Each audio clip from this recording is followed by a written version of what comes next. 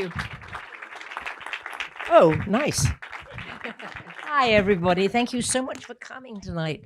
And I hope you enjoy the film when you see it. But do you want me to say just a bit about? Yes, a little bit. I mean, you suggested I show this film, and I'm very grateful because it's not as known as other films of yours. And why did you wanted this, and what they should look for in the screening? Julia very kindly suggested this odd year of showing most of my movies, but she said, "Do you have a list of ones that you'd like me to show?" And I've mentioned a couple of obscure ones that don't get seen very often, and I did mention Star because I do think that it's so, I have to apologize ahead of time. It's a lengthy movie, and it is about this lady that was so famous in England and had a rather similar background to mine, and she was the lady that was in The King and I eventually on Broadway. You probably all know that. And that was her last show, and she was a huge success with Yul Brynner. But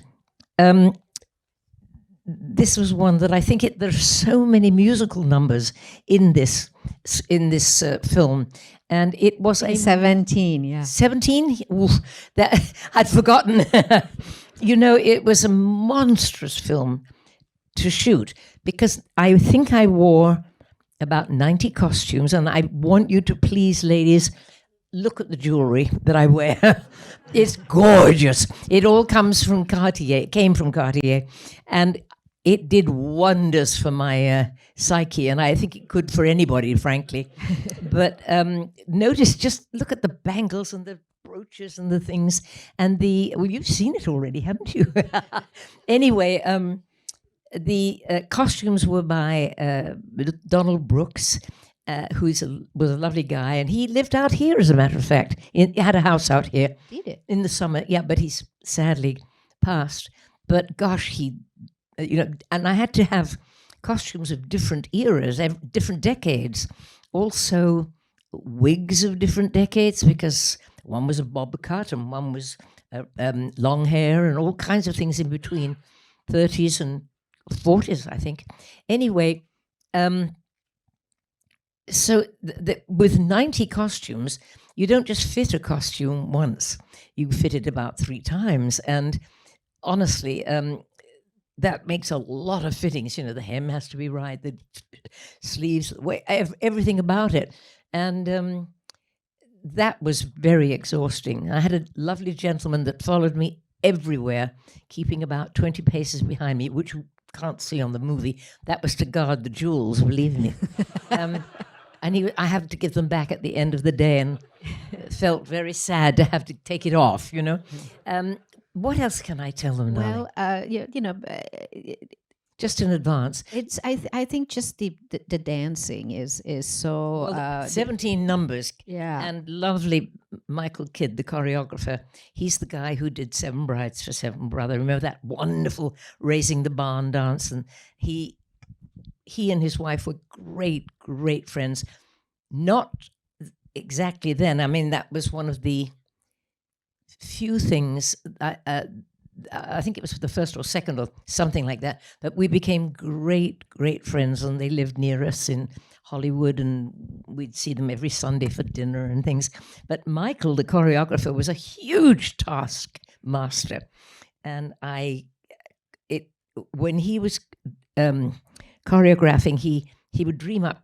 You'll see some things in the film that really did me in, and one is the Burlington Bertie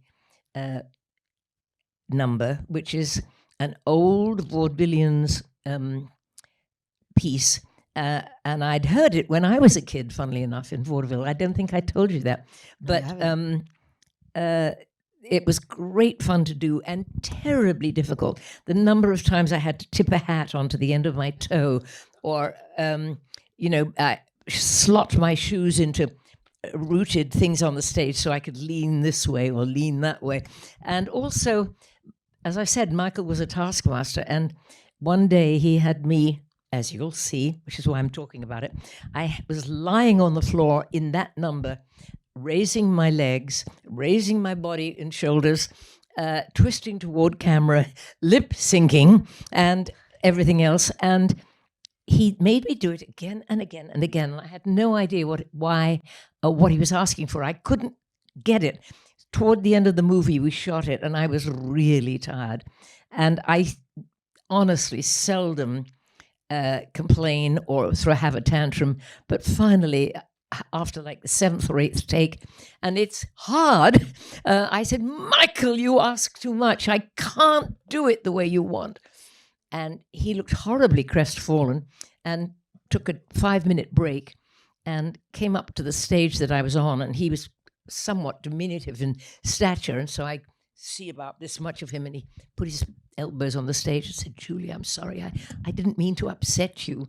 I really didn't. But I just knew that when you saw it on film, you wouldn't be pleased.